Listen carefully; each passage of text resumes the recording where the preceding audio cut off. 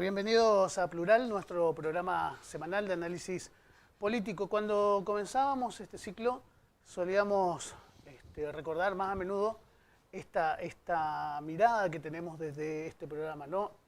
Partimos de la idea que Misiones, este es nuestro centro del mundo y desde aquí analizamos las cosas que nos suceden y lo que sucede en el resto del mundo y que termina impactando en nuestra zona, en nuestra región o en nuestra provincia.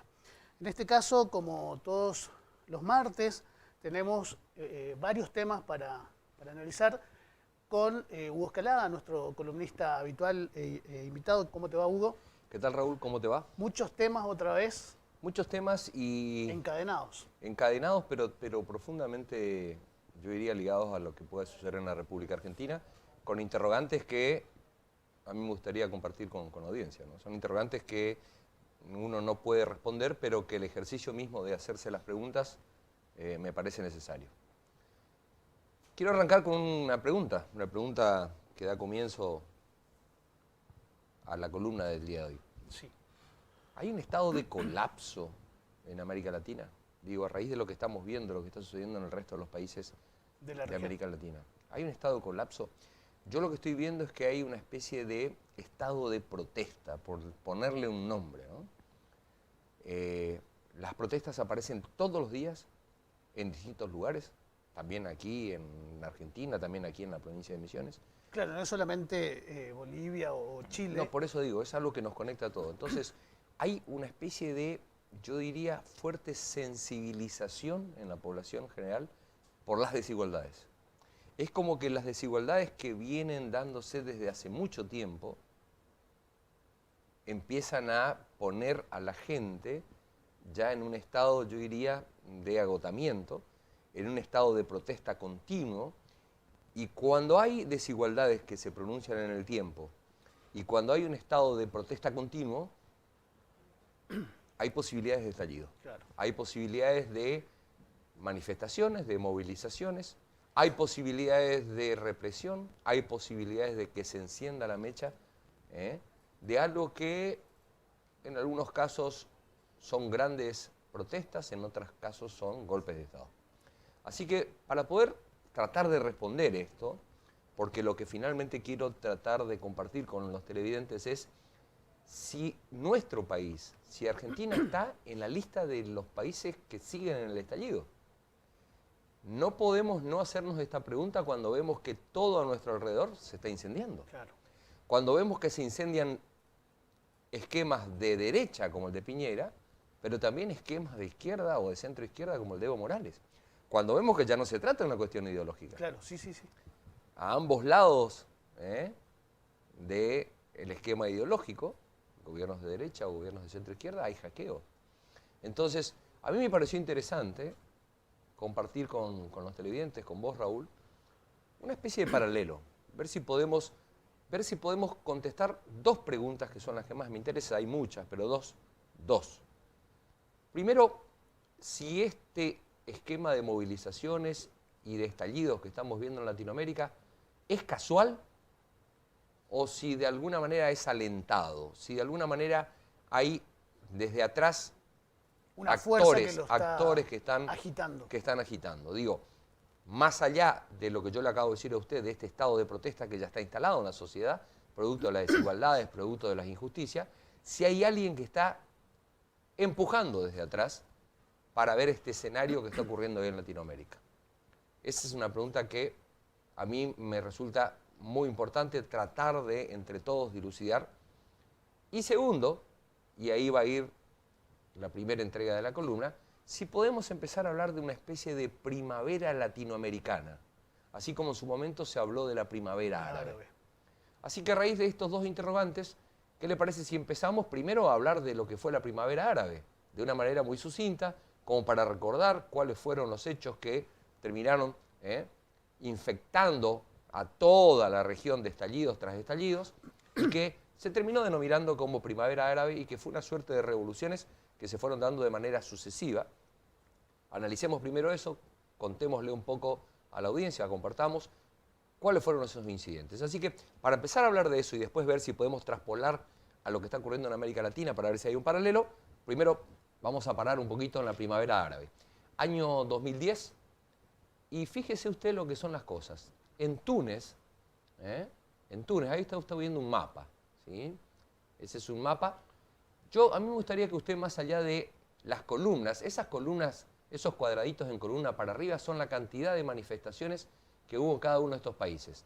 Pero a mí me gustaría, porque si no después lo vamos a obviar, mientras yo voy con el análisis político, yo quiero que usted ponga atención en los circulitos. Hay unos circulitos que acá yo en la pantalla los veo violeta, no sé cómo usted los ve en su televisor. Fíjese la cercanía. Esos circulitos son los lugares donde hay gran explotación de petróleo y de gas. Fíjese que donde hay esos circulitos, donde hay explotación de recursos naturales, hay conflictos. Y donde no los hay, no. Digo, para que usted ya empiece a tratar de entender si hay beneficiarios o no de estos conflictos que vamos a ir detallando. Claro, claro. ¿Sí? Por eso justamente está enmarcado. Yo quiero arrancar por Túnez. Túnez está ahí más o menos de la mitad de la pantalla hacia la izquierda, abajo de la bota italiana. Está en celeste. En el año 2010... un vendedor ambulante, uno de tantos vendedores ambulantes que hay en esa región, le embargan toda la mercadería, viene una especie de control, ahí es un primer plano, año 2010, este vendedor ambulante ve cómo le incautan toda su mercadería y le sacan la posibilidad de seguir comerciando en la plaza pública. ¿Qué hace al otro día? Va y se incendia a lo bonzo, se prende fuego. Claro. 10 días duró la agonía de este vendedor ambulante, pero durante 10 días, los 10 días que duró la agonía de este vendedor ambulante, se levantó completamente la población de Túnez y terminaron haciendo renunciar al presidente Ben Ali. 10 días dura la agonía de ese vendedor ambulante. Muerto el vendedor ambulante, al otro día tiene que renunciar, ¿sí?, quien estaba al frente del gobierno, que era Ben Ali. Gran levantamiento popular, las masas recorriendo la calle. El hecho del vendedor ambulante que se prende fuego como detonante, como ya la última gota que rebalsa el vaso. El disparador final. De una población que venía pidiendo democracia, pidiendo mayores derechos sociales, pidiendo la apertura de posibilidades para la gente que, fuera de los grupos de élite, que son los grandes beneficiarios, estaban totalmente excluidos. Esto que comienza en Túnez y que recorre el mundo, rápidamente, y volvemos al mapa, se traslada a Egipto, que está ahí nomás, está ahí nomás. Usted también lo está viendo en celeste, grande ahí. Bueno, se traslada a Egipto. Y en Egipto la protesta era contra Mubarak, que era un presidente que ya llevaba más de 30 años en el poder. Por otras razones, pero también producto de las injusticias, producto de las desigualdades, producto de ese estado de protesta del cual yo estoy hablando que hoy vemos en Latinoamérica, y ya con el antecedente de lo que había pasado en Túnez, claro, vuelven a aparecer las movilizaciones populares a través de los medios, a través de internet, a través de la web. Empiezan a haber movilizaciones fuertes, sobre todo con la juventud como protagonista. Y esta movilización, al igual que la movilización de Túnez, termina con la renuncia de Mubarak. Hasta acá tenemos el comienzo de dos procesos que después se iban a ir decantando en una, yo diría, increíble cantidad de países, pero yo me voy a tener en 4, para no ir nombrando a cada uno, si no se nos va toda la columna. Me voy a tener en Túnez, que fue donde arrancó, en Egipto, que es de lo que estamos hablando ahora, y después en Libia y en Siria.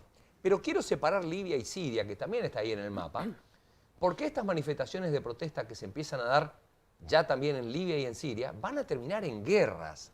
Ya no estamos en presencia de, ahí tenemos el mapa, ¿no? Fíjate, tenés Túnez arriba donde comenzó todo, sí, Egipto a la derecha donde después se trasladó, y después tenemos Libia, que es el tercer lugar. En Libia estaba Mohamed Gaddafi, que está ahí. ¿Qué pasa en Libia y en Siria? ¿Por qué terminan generándose guerras y no solamente levantamientos populares? Porque a diferencia de lo que pasó en Túnez y en Egipto, Raúl, los presidentes no dimitieron, no renunciaron. Algo parecido a lo que está pasando con Piñera. Y ordenaron una represión. Una represión muy fuerte. Muy fuerte. Represión que en Libia llevó a una guerra en la cual después se termina metiendo la OTAN y terminan asesinando a Gaddafi, que era el presidente. Pero que en Siria, Raúl, continúa hasta el día de hoy. Y acá vos tenés tanto Libia como Siria, tenés el lado más oscuro de la primavera árabe.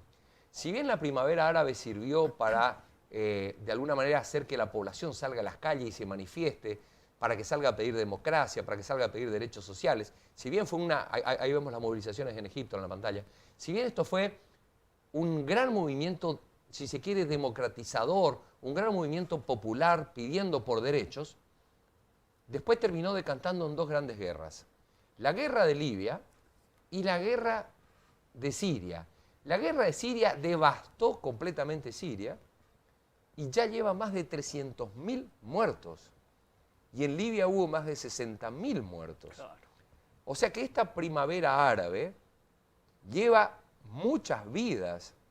Ya vamos a estar viendo cuando vengamos a Latinoamérica y hagamos el parangón con la primavera latinoamericana, la cantidad de muertes que ya se lleva producida aquí en América Latina, para poder seguir con esta especie de parangón. Pero entonces, lo que estamos viendo en pantalla, que tiene que ver con lo que ocurre fundamentalmente, ¿sí?, en esta primavera árabe, que como yo repito, tiene una gran diferencia entre lo que pasa en Túnez y lo que pasa en Egipto, donde las movilizaciones logran derrocar al presidente, hay una gran diferencia con lo que ocurre en Egipto y Siria, donde los presidentes, en Libia y Siria, donde los presidentes se niegan a ir y generan dos guerras catastróficas. Dos guerras catastróficas. Ahora, dicho esto, y una vez que le cuento a usted que está ahí del otro lado de la pantalla, qué fue esto que se denominó como primavera árabe, siguieron muchos otros países, siguió Yemen, hubieron muchísimos otros países que siguieron con esta movida. ¿Qué sucedió ahí? Sucedió que hubo perjudicados, más de 800.000 millones de dólares perdieron los países árabes en esto que dio de llamarse la primavera árabe. Por las insurrecciones, por las represiones, más de 300.000 vidas, más de 800.000 millones de dólares perdió la región. Ahora, uno siempre se tiene que preguntar, cuando pasan estas cosas, estamos viendo quiénes perdieron, como en Latinoamérica. Pierde el pueblo, pierde la gente, hay pérdida de trabajo, pérdidas económicas, hay pérdidas de vidas. Pero hay que hacerse la otra pregunta, ¿quién gana con esto? Y usted me dirá, no hay ganadores. Sí hay ganadores, sí hay ganadores. Yo quiero que usted vuelva a mirar ese mapita que está ahí ahora en su pantalla, donde están los pozos petroleros y los pozos gasíferos. A partir del estado de conmoción de estos países árabes, los países occidentales lograron hacer grandes negocios con los recursos naturales de esos países, con el gas y con el petróleo. Ante los estados debilitados, aparecen las potencias occidentales con grandes beneficios, muy grandes beneficios, producto de esos estados desmembrados, producto de lo que había dejado la protesta social, lo que habían dejado las guerras. Grandes beneficios. Entonces, así como la comunidad árabe en su conjunto y estos países en particular tuvieron un estado de conmoción, un estado de protesta que terminó en algunos casos en guerra, así también la comunidad internacional, sobre todo las potencias occidentales, lograron grandes beneficios en recursos naturales gracias al desbaratamiento que ocurrió en la región. En esa región. Así que, como para cerrar un poquito el tema de la primavera árabe, grandes movilizaciones tratando de lograr derechos, sí. Grandes movilizaciones tratando de pedir por la democracia, tratando de pedir por derechos sociales, sí. Grandes movilizaciones producto de años de desigualdades, sí. Pero también grandes intereses moviéndose atrás y empujando para que este estado de protesta termine desestabilizando. En algunos casos, tumbando presidentes, en otros casos, llevando directamente a la guerra, en otros casos, golpes de Estado desencubiertos totalmente. Dicho todo esto, me interesa venir a la región. La relación directa con nuestra región. Me interesa venir a la región porque tenemos que ver lo que está pasando en Latinoamérica. Hay un mapa muy interesante donde se muestran los focos de incendio de la región. Mirá lo que es ese mapa. Hace un ratito veíamos el mapa de incendios, si el productor, si podemos volver al mapa de la primavera árabe, donde se mostraban todos los focos de incendios. Vos vas a ver una zona de países muy cercanos, muy parecida a esta. Ahí tenés países muy cercanos en una zona muy cercanas. Todos esos países que estás viendo ahí, Raúl, donde estallaron los focos de conflictos, países subdesarrollados. Todos países subdesarrollados, todos países con necesidades básicas insatisfechas, todos países con problemáticas propias. Ahora volvamos al mapa y por eso yo pregunto si no hay una primavera latinoamericana. Fíjate vos los focos de incidencia, y donde hay estallidos, donde hay protestas y donde hay grandes problemas. Otra vez países muy cercanos unos con otros, otra vez países subdesarrollados, países con problemáticas propias, con profundas desigualdades. Entonces, ahí tenemos el paralelo de estos países. Y la pregunta que yo le quiero trasladar a usted es, si los ganadores son los mismos, porque ahora se sabe de las reservas, no solamente de vaca muerta en la Argentina, sino de las reservas de litio en el norte argentino, se sabe no solamente de las grandes reservas de gas de Bolivia, sino ahora de las grandes. Bolivia se ha convertido en la primera reserva del mundo de litio. La pelea por el litio es la pelea por las baterías porque se viene el mundo eléctrico. Se viene la conversión de los vehículos y de todo el mundo de combustión interna a electricidad. Y entonces ahí atrás hay una gran pelea por estos recursos naturales.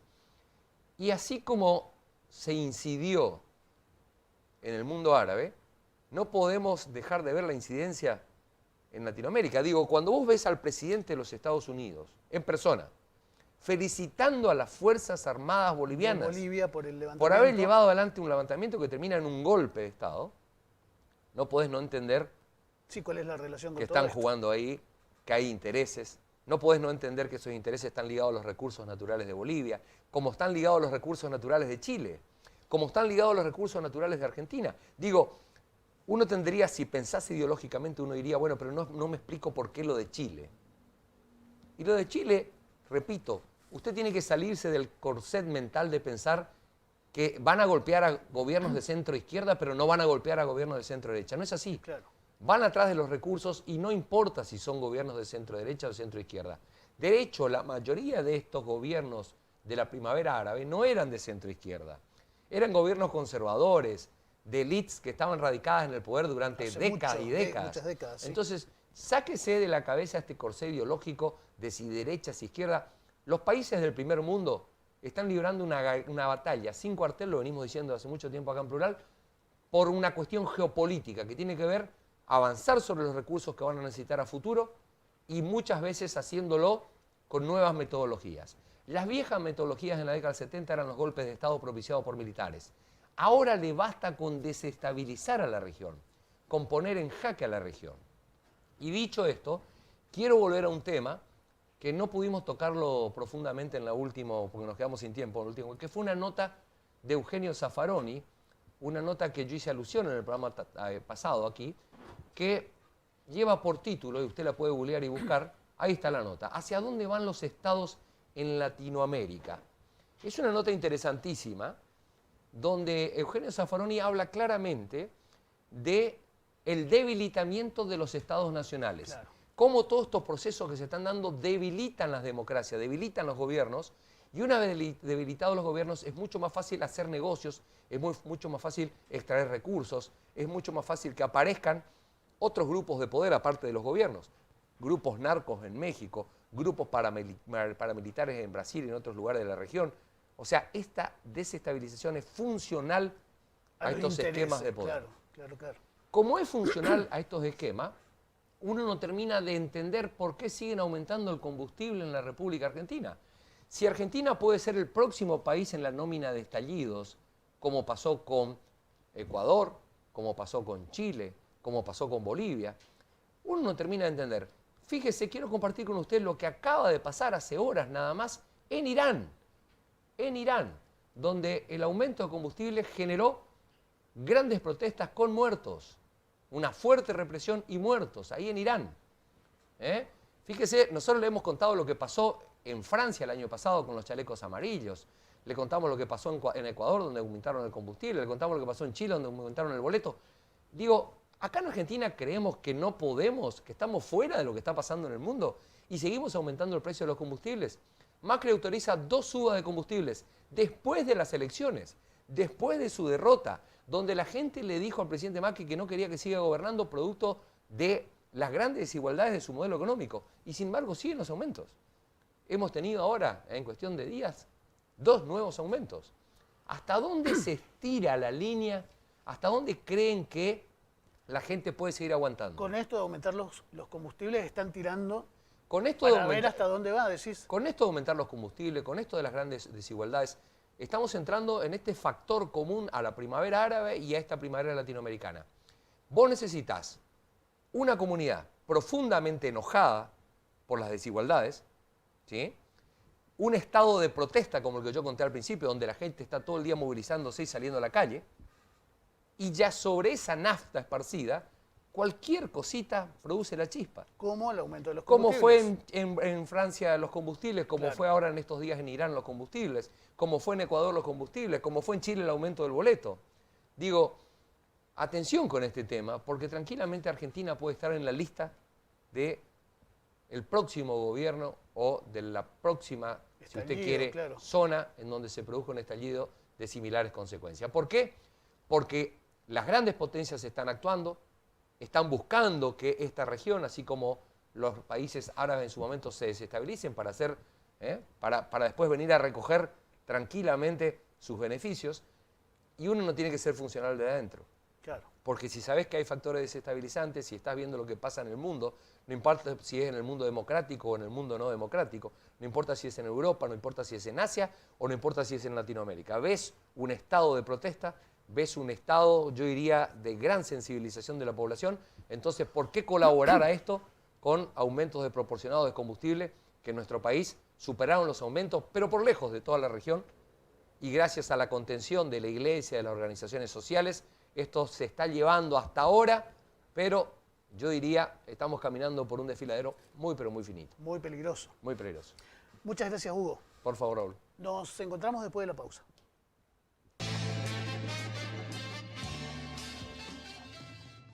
Bueno, segundo bloque de Plural. En este espacio solemos presentar un tema, una entrevista, un funcionario a quien entrevistamos sobre las acciones que llevan adelante desde sus áreas. En este caso es el Instituto de Artes Audiovisuales de Misiones, el IABIM, que está presidido por Axel Monsú, el realizador de El Oberán Cortos. El IABIM es un ente autárquico que forma parte del Ministerio de Cultura y Educación de la provincia y tiene la misión de promocionar y fomentar las obras audiovisuales del patrimonio cultural de la provincia de Misiones, dar valor a la diversidad cultural, a las identidades regionales y promover la libertad de expresión artística como principales puntos o principales objetivos. Toda obra audiovisual tiene un valor simbólico fundamental para la sociedad, decía Axel, y sobre esta base, sobre este concepto, el IABIM diseña estrategias y políticas públicas con el objeto de desarrollar y fortalecer a la red de producción, de exhibición y de circulación de los audiovisuales que, destaca, son económicamente sustentables, socialmente justa y técnicamente viable. La provincia está en condiciones de brindar soporte técnico tanto a las producciones propias de productores misioneros como acompañar a producciones que vienen de otras provincias o incluso de otras regiones. Le preguntábamos a Axel Monsú en qué instancia está este instituto que fue creado hace 4 años, si está despegando o ya está consolidado y qué futuro tiene en nuestra provincia un organismo como este. Esto nos decía al respecto. Nosotros estamos en una etapa inicial, estamos en el final de la primera gestión. Este año recién el instituto está formalizado con todos sus empleados en el instituto, o sea, recién se ha terminado todo su proceso administrativo desde el 2016 hasta ahora de conformación del instituto. Las posibilidades que hay son muchas. Yo quiero también recalcar que el instituto, y eso es algo único que conseguimos acá en la provincia, es que la autoridad máxima del instituto no es el presidente, que es el lugar que yo ocupo, sino es el consejo directivo. Y el consejo directivo está compuesto por 7 bancas, 4 son representantes del registro de técnicos del sector, un representante de los sindicatos, un representante de la universidad. ¿Esto qué hace? Esto hace que las acciones que defina el instituto tengan una mirada muy concreta de las necesidades del sector y esté marcada por el sector profesional. Y me parece que a futuro hay mucha potencialidad, en la región hay mucha potencialidad. Tenemos al lado a Paraguay que está terminando ahora en enero va a estar ya funcionando su Instituto Nacional de Cine. Eso va a implicar que va a generar fondos, ellos necesitan técnicos, nosotros tenemos buenos técnicos. Tenemos a Río Grande do Sul, a Santa Catarina y a Paraná, que son estados también que tienen fondos.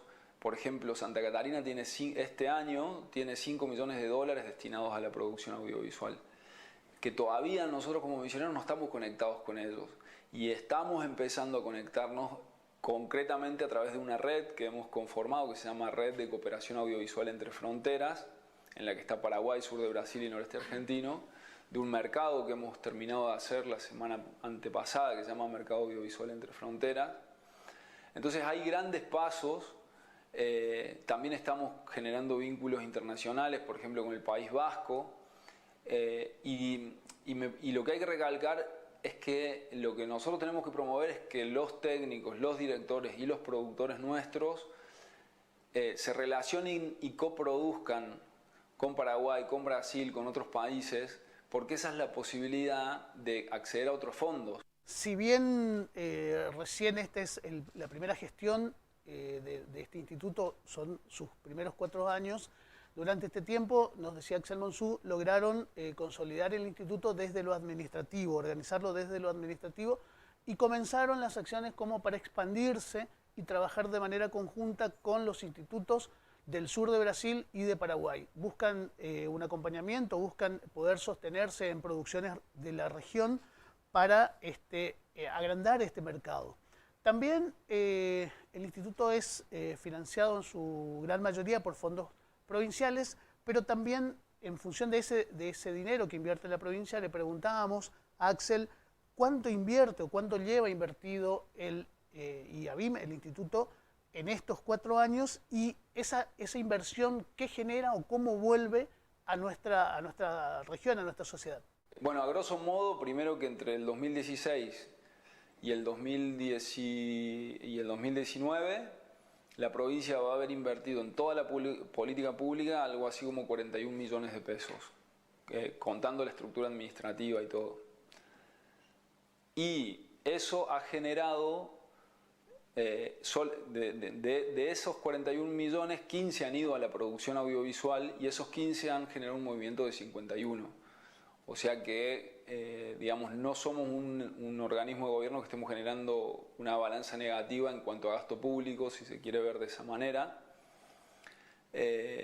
Y me parece que bueno que siempre estamos trabajando de una manera asociativa. No se financia nada al 100% y siempre buscamos que los productores o la gente que presenta proyectos y nosotros mismos como gestores nos asociemos a otros organismos, a otras carteras del gobierno provincial, nacional, internacional o instituciones públicas y privadas para generar acciones. Para poner en práctica el IABIM, la provincia invirtió 41 millones de pesos.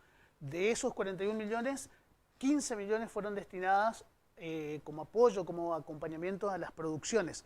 Pero de esos 15 millones que se destinó a producción, volvió 51 millones de pesos en acciones que generaron estas producciones. Le preguntábamos justamente, adelantaba la pregunta en la pregunta anterior, le preguntábamos cómo se financia, de dónde provienen los fondos y si existen o no existen aportes federales para este instituto. Los fondos son en su mayoría provinciales. La Nación a través del INCA hace un aporte de un 1%, una cosa así. Que eso también es algo que estamos discutiendo. Quien preside el IABIM, en este caso me ha tocado a mí, va a la Asamblea Federal, que es el órgano máximo de cogobierno del INCA, y yo también he estado en el Consejo Asesor representando la región NEA en el INCA, y lo que estamos discutiendo es que se respete el cogobierno que establece la ley. El plan de fomento nacional del INCA, que es la caja, o sea, el misionero que va al cine o que ve televisión y paga el cable, está aportando al Fondo Nacional de Cinematografía y de Audiovisual. Y hoy no se redistribuye como se tiene que redistribuir. Entonces nosotros estamos trabajando muy firmemente en la Asamblea. Este año no hemos pasado un cuarto intermedio a la Asamblea y hemos votado en contra del balance del Instituto de Cine, porque no se aplican las medidas de fomento que establecemos en las provincias. Nosotros en 2018, la región NEA, llevó propuestas que fueron votadas en la Asamblea, porque con los fondos del Inca lo que pasa es que tienen requisitos demasiado altos que hacen que un productor de las provincias no pueda acceder a esos requisitos. Entonces estamos con un objetivo de trabajo firme para que eso se respete, y la Asamblea ha pedido, la Asamblea Federal, integrada por todas las provincias, hemos pedido que la primera acción que haga el nuevo presidente del Inca sea convocar a la Asamblea para pensar ese nuevo plan de fomento. Entre los objetivos que tiene el IABIM en la provincia está, decía al principio, la de promover la producción audiovisual en la provincia orientada a la difusión de las realidades regionales y al rescate o al recupero o a la muestra también de nuestra cultura regional, dando lugar a la diversidad de los imaginarios culturales y turísticos que tiene la provincia. Apoyar y difundir todo lo que sea la producción audiovisual local y los diferentes sectores productivos que están involucrados en los distintos procesos que abarca el IABIM: realización, exhibición, distribución, difusión y comercialización de los productos audiovisuales. ¿Quiénes son los que pueden utilizar los fondos del IABIM? Esto nos responde. Tienen que ser personas que están inscritas en el Registro Provincial del Audiovisual.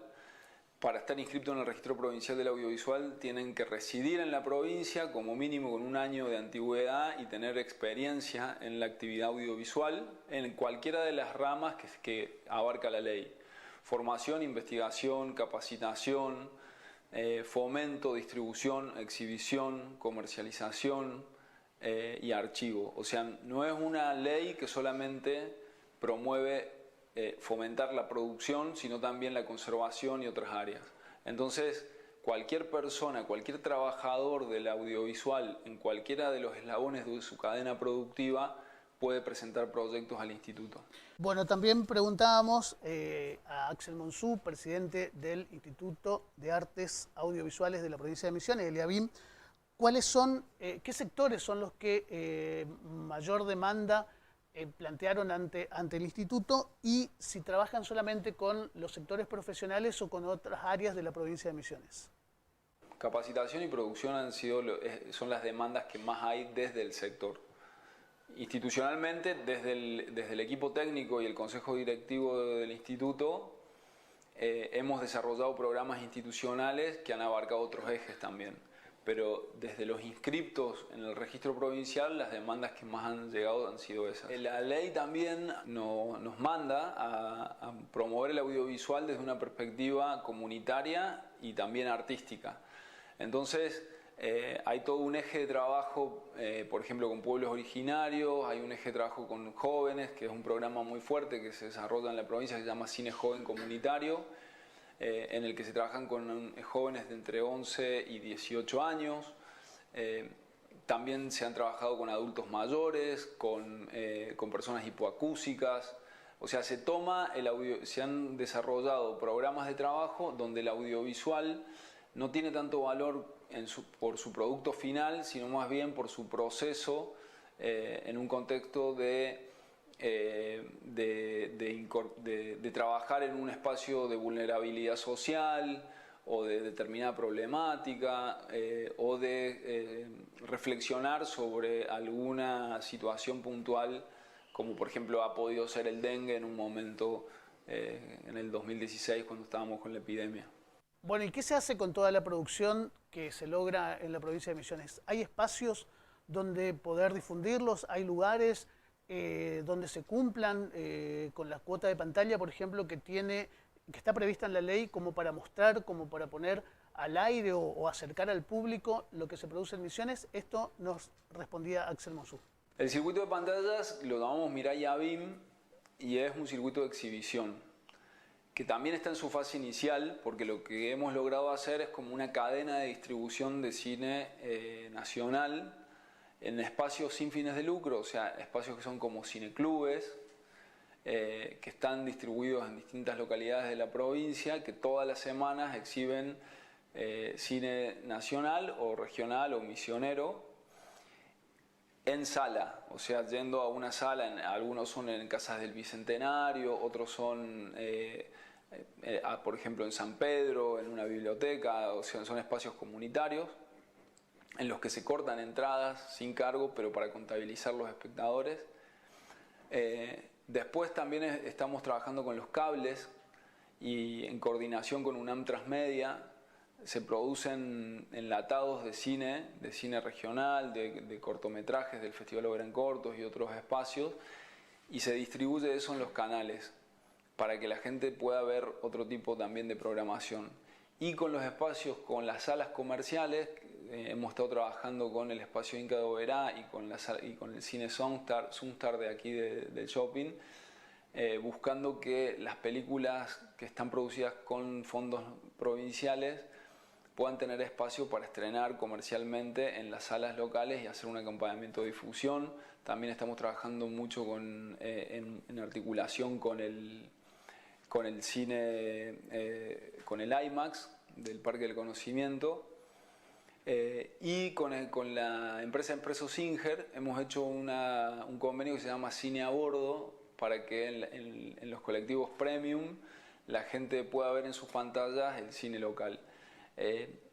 Digo que eso todavía es un circuito que está en una fase inicial, porque todavía es un circuito sin fines de lucro en el que los productores están aportando su material para difundirlo, pero todavía no hay un reintegro económico hacia ellos, y eso es algún objetivo a largo plazo, pero que es algo importante que la gente, digamos, buscar la manera de acercar a la gente lo que se hace. Bueno, otro de los problemas que enfrentan las producciones audiovisuales en el país es el monopolio de la industria cinematográfica de los Estados Unidos, que tiene copado la distribución y la exhibición de las películas.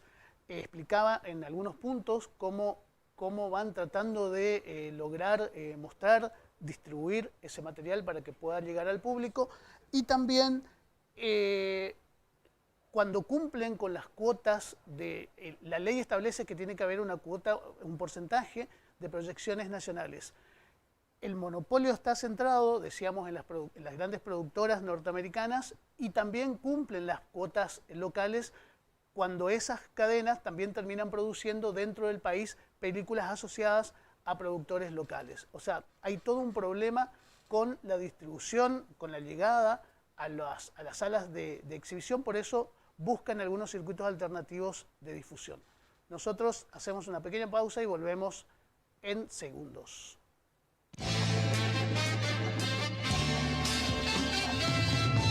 Tercer bloque de Plural, en este espacio ya habitual, nuestras charlas con la información con César Presini. ¿Cómo te va, César? ¿Qué tal? Buenas noches. Muy ¿Cómo bien. estás?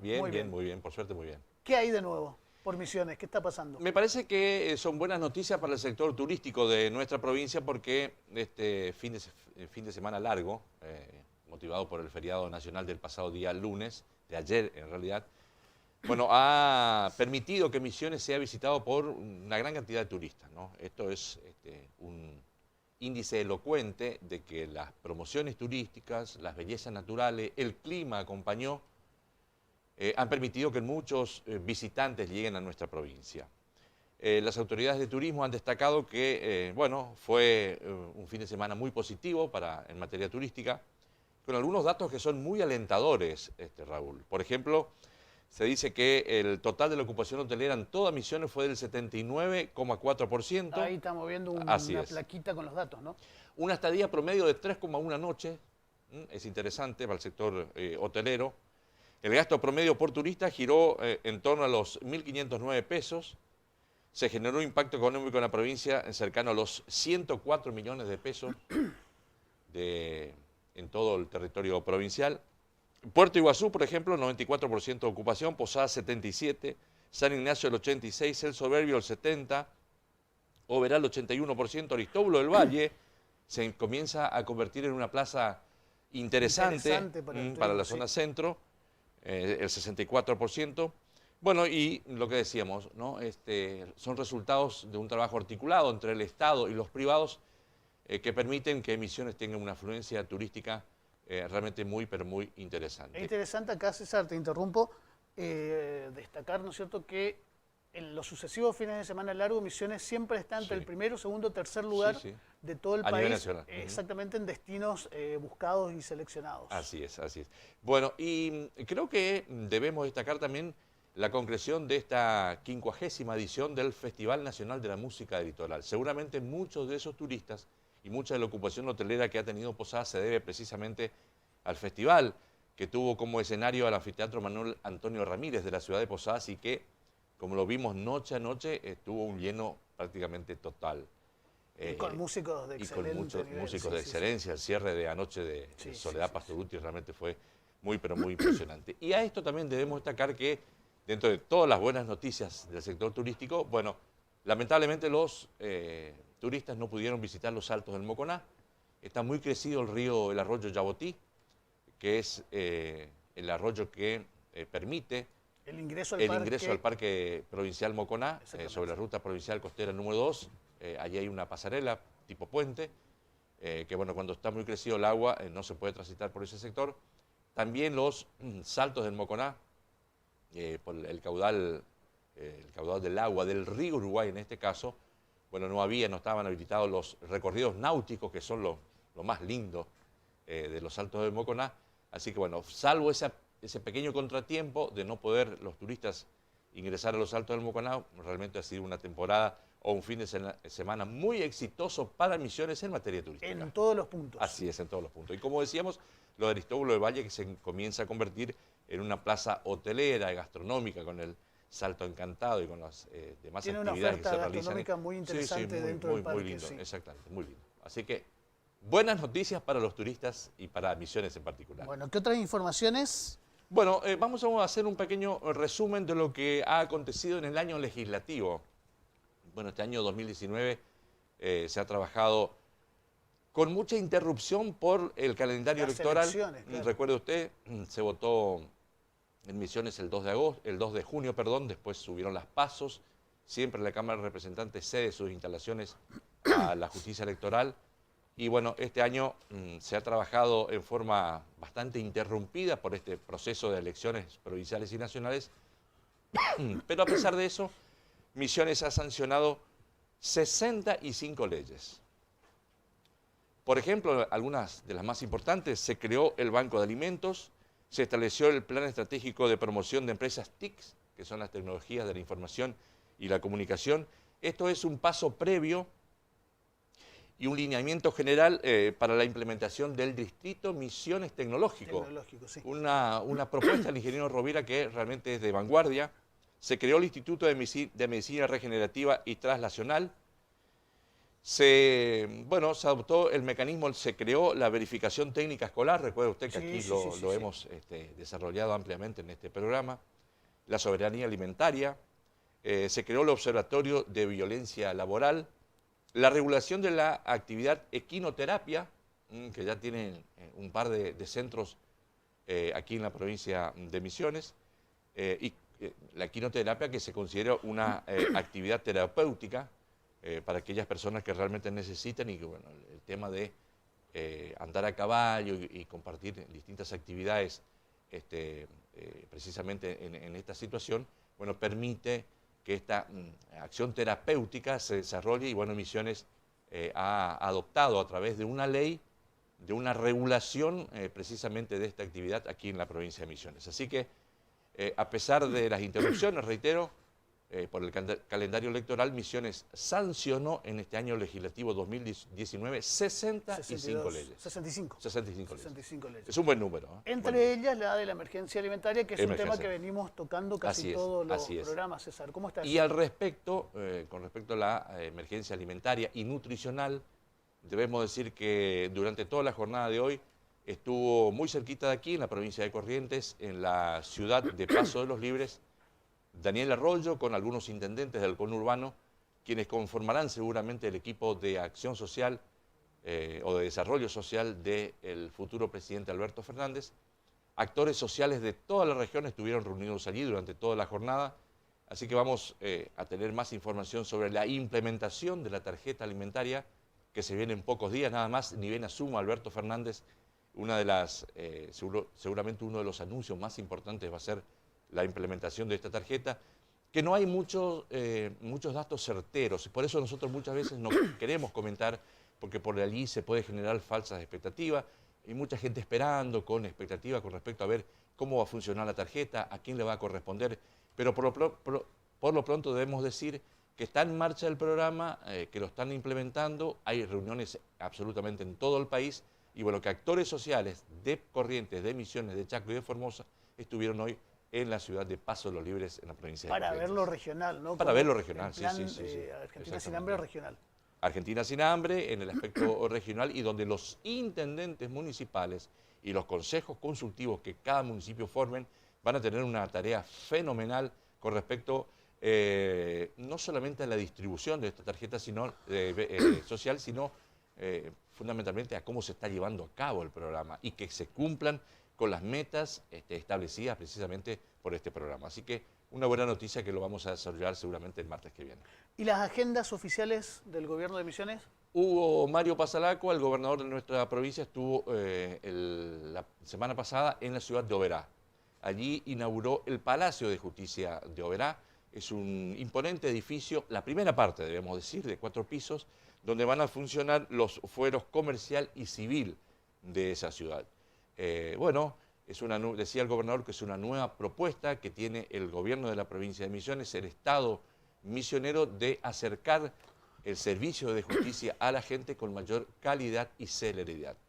Bueno, decía el gobernador en su discurso que ha quedado atrás ese tiempo donde se tenían que trasladar los ciudadanos de un municipio a otro, haciendo horas de cola de espera en los despachos oficiales de la justicia para reclamar un trámite o hacer un trámite judicial. Hoy en día, los juzgados de paz en todos los municipios, la creación de distintos juzgados, tanto en lo contencioso administrativo, en lo penal, en lo administrativo, en lo comercial, en lo civil, que son temas muy importantes y que hacen al día a día de la sociedad, bueno, hacen precisamente que la justicia esté mucho más cerca de la gente. Y el Palacio de Justicia de Oberá era realmente una necesidad imperiosa, porque decía el gobernador que se estuvieron pagando alquileres durante 50 años. Sí.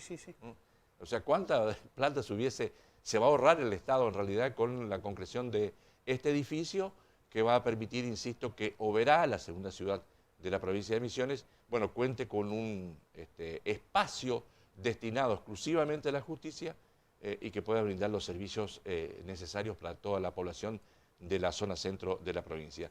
También el gobernador estuvo visitando lo que se denomina la Feria de Ciencias, visitando o viendo los trabajos prácticos que hacen las escuelas técnicas, en particular aquí en la ciudad de Posadas, en la EPET, número 1, aquí de la capital misionera. Bueno, compartió allí con los alumnos, allí podemos ver los trabajos, el diseño que han hecho, la innovación de los alumnos que se dan este tiempo de examen y de presentación de trabajo. Realmente impactado el gobernador por el trabajo que hacen estos chicos.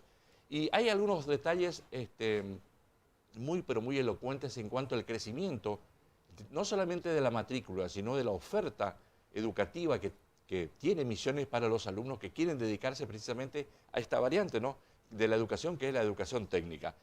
Desde el 2015 al 2019, en 4 años, se ha cuadruplicado el número de alumnos que concurren a las escuelas técnicas de la provincia de Misiones.